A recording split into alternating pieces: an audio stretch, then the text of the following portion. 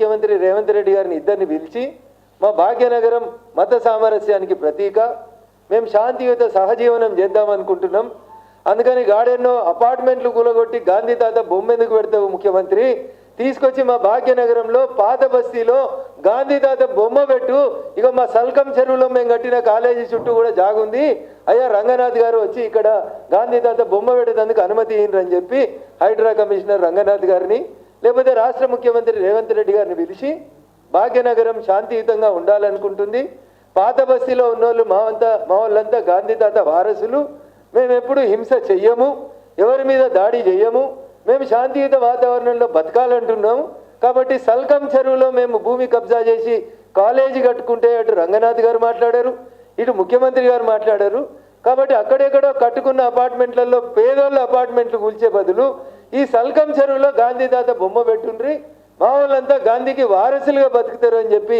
అక్బరుద్దీన్ గారు ఇలా సల్కం చెరువు కాడికి వచ్చి ముఖ్యమంత్రి గారిని కాంగ్రెస్ పెద్దల్ని హైడ్రా కమిషనర్ గారిని పిలిచి సల్కం చెరువులో గాంధీ తాత బొమ్మ పెట్టమని చెప్పు. ప్రభుత్వం అనుమతి ఇస్తే అపార్ట్మెంట్లు కట్టుకున్నారు, బ్యాంకు లోన్లు ఇస్తే ఎవరో చిన్న చిన్న ఉద్యోగస్తులు అపార్ట్మెంట్లు కొనుక్కున్నారు, ఇవాళ అపార్ట్మెంట్లు అన్నీ తీసి గాంధీ తాత బొమ్మ పెడతామని ఒక కథ చెప్తా ఉన్నారు.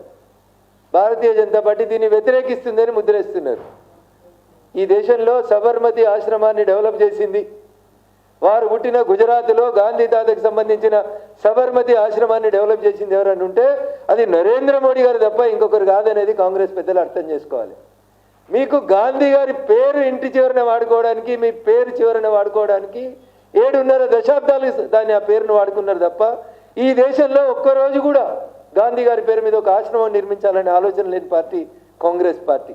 అది చేసింది మేము, భారతీయ జనతా పార్టీ. గుజరాత్ ముఖ్యమంత్రి గారు నరేంద్ర మోడీ గారు చేసిండ్రు, ఏ ఒక్కరికి నష్టం జరగకుండా చేసిండ్రు. పేద ప్రజలు ఆ సబర్మతి రివర్ ఎంబడినటువంటి వాళ్ళందరికీ ముందే పునరావాసం కల్పించిన తర్వాత అక్కడ సబర్మతి ఆశ్రమం డెవలప్ చేసింది. ఇక్కడ మేము సబర్మతి ఆశ్రమం కట్టడానికో, మేము చేసిన దాన్ని మీరు కాపీ కొట్టడానికో, లేకపోతే మీకు కొత్తగా ఏం పనులు తెలియవు కాబట్టి కూల్చడమే ఒక్కటి తెలుసు కాబట్టి రేవంత్ రెడ్డి గారు అధికారంలోకి వచ్చి నుంచి రోజుకో కూలగొట్టే కార్యక్రమం తప్పితే కొత్త కార్యక్రమం లేదు. కాబట్టి మీకు ఏమైనా పాజిటివ్గా కావాలనే ఏమైనా ఆలోచన ఉంటే, మంచి సలహాలు తీసుకునేటువంటి ఓపిక మీకుంటే అది ఎంఐఎం పార్టీ ఫ్లోర్ లీడర్కైనా ఈ రాష్ట్ర ముఖ్యమంత్రికైనా ఎక్కడ పెట్టాలి గాంధీ తాత విగ్రహం అని ఒక అఖిలపక్ష పార్టీని పిలువండి. కట్టుకున్న ఇళ్లను కూలగొట్టి గాంధీ తాత విగ్రహం పెడతామంటే అహింస సిద్ధాంతంతో ప్రపంచానికి మార్గదర్శనం చేసిన మహాత్మా గాంధీ గారి ఆత్మ కూడా క్షోభిస్తుంది. అక్కడ అపార్ట్మెంట్ వాళ్ళందరూ ఏడుస్తున్నారు, వాళ్ళ కన్నీళ్ళ ఉసురు దాకి రాష్ట్ర ప్రభుత్వం వాళ్ళ కన్నీళ్ళ శోకంలో కొట్టుకపోక తప్పదని చెప్పి ఈ సందర్భంగా హెచ్చరిస్తూ, ఒక ఎమ్మెల్యే అంటాడు నేను ₹1 కోటి ఇస్తా అంటాడు కూలగొట్టిన వాళ్ళకి, ఇంకొక ఆయన అంటాడు మేము ఎస్ఎఫ్టీకి ₹5,000 ఇస్తామని చెప్తాడు. అసలు అన్ని అనుమతులు తీసుకొని కట్టుకున్న అపార్ట్మెంట్ని కూలగొట్టేటువంటి హక్కు ఈ రాష్ట్ర ప్రభుత్వానికి ఎక్కడిది అనేది ముందు సమాధానం చెప్పాలి. ఏ హక్కు లేకుండా చెరువు మధ్యలో సల్కం చెరువు మధ్యలో కట్టిన కాలేజీని కూలగొట్టేందుకు మాత్రం మీరు గొప్పగా చెప్పినటువంటి హైడ్రాకు మాత్రం మనసు రావట్లేదు. కాబట్టి కాంగ్రెస్ పార్టీ తన ద్వంద్వ నీతిని ఒకసారి ప్రజల ముందు మళ్ళీ తేటతెల్లం చేస్తూ మేము ఎప్పుడు కూడా ప్రజల పక్షాన్నే ఉంటాం, ప్రజల కొరకే ఉంటాం. సబ్కా సాత్ సబ్కా వికాస్ అనేది మా నినాదం, మా సిద్ధాంతం కూడా అదే. అందుకనే అక్కడ యూపీలో యోగి గారిని 2వ సారి గెలిపిస్తే బుల్డోజర్ పాలనను స్వాగతించారు.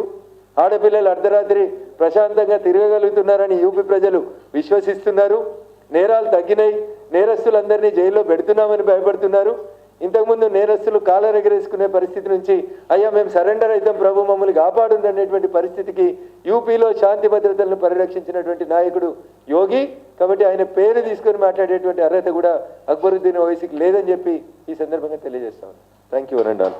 ఈరోజు పార్టీలో చేరిన మిత్రులందరికీ కూడా సవినయంగా మరొకసారి భారతీయ జనతా పార్టీ రాష్ట్ర శాఖ పక్షాన స్వాగత సుమాంజలు తెలియజేస్తూ మీరు పనిచేస్తున్నటువంటి మీ రంగాల్లో సబ్కా సాత్ సబ్కా వికాస్ అని ఇంకా ఎక్కువ మందిని భారతీయ జనతా పార్టీ కుటుంబ సభ్యులుగా ఎదిగేలాగా మీరంతా కృషి చేయాలని, తప్పకుండా రాష్ట్ర పార్టీ అధ్యక్షునికి మీ చేరిక విషయాన్ని మధ్యాహ్నం తర్వాత వారు వస్తారు, నల్గొండలో పార్టీ కార్యక్రమంలో ఉన్నారు, చేరవేస్తానని, వివిధ రంగాల్లో నిష్ణాతులైన మీరు ఆయా రంగాల్లో సేవల్ని కొనసాగిస్తూ పార్టీ డెవలప్మెంట్కి తెలంగాణ భాజపా అధికారంలోకి రావడానికి సహకరించాలని మనస్ఫూర్తిగా వేడుకుంటూ మీకు అందరికీ మరొకసారి భారతీయ జనతా పార్టీ తెలంగాణ రాష్ట్ర శాఖ పక్షాన సాదరంగా స్వాగతం తెలియజేస్తా ఉన్నాం. జై హింద్, జై భారత్.